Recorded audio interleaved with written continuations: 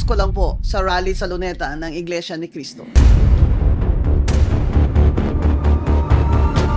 Siyempre, ang bombshell doon ay ang testimony ni Senator Amy Marcos na si Ferdinand Bongbong Marcos Jr.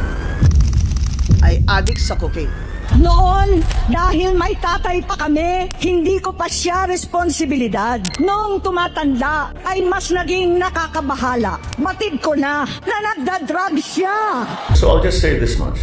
For a while now, we've been very worried about my sister. When I say we, I'm talking about friends and family. And the reason that is because the lady that you see talking on TV is not my sister.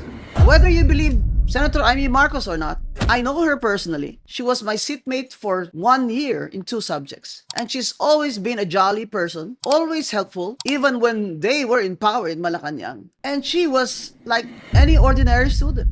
For me, it takes a lot of Amy to say this in public, that her brother, the President Bongbong Marcos Jr., is addicted to cocaine since he was 12 years old. Some senators say this should have been a quiet thing. They should have talked about this. They should have settled this among themselves. But this is a matter of public interest. You cannot just say, oh, settle it among yourselves.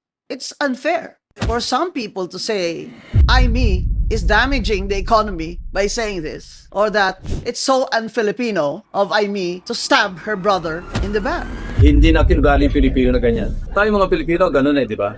Kasi masyado tayong close-knit yung ating pamilya. So, pag may away mo kapatid, nire-resolve natin with the family circle.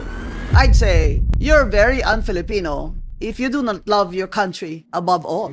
3 years more. 3 years more. Kaya pa ba niya? Ganito na? Kalalim ang kautangan ng Pilipinas? Ang gutom ng mga Pilipino? At ngayon, sinasabi nila, bakit daw ginagawa ito ni Amy? Disclose the drug addiction of BBM. Masama siyang kapatid. Ang sinasabi nga ni Amy, uwi na tayo. Hindi kita iwanan kagaya ng dati na when we were in exile, I took care of you as a parent. Pagkamot ka na. Hindi ba I was really moved. When I saw her, she was crying when she was reading that. Kasi alam naman natin na wala namang kakayahan talaga si Bongbong.